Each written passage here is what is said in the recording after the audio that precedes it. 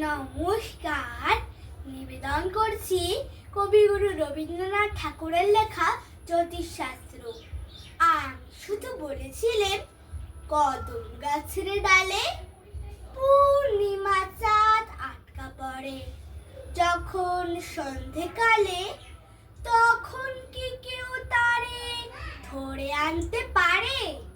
শুনে দাদা হেসে কেন বললে আমায়, খোকা তোর মতো আর দেখি নাইকো বোকা।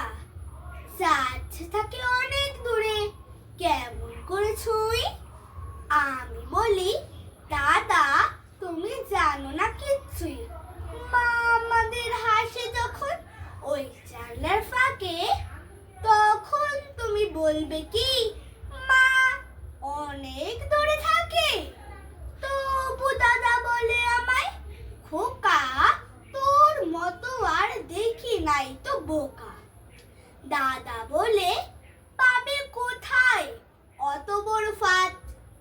আমি বলি, কেন দাদা ওই তো ছোট চাঁদ, মুঠি মুঠোয় ওড়ে আনতে পারি ধরে। শুনে দাদা হেসে কেন বললে আমায়, খোকা তোর মতো আর দেখি নাই তো বোকা। চাঁদ যদি এই কাছে আসতো, দেখতে কত বড়।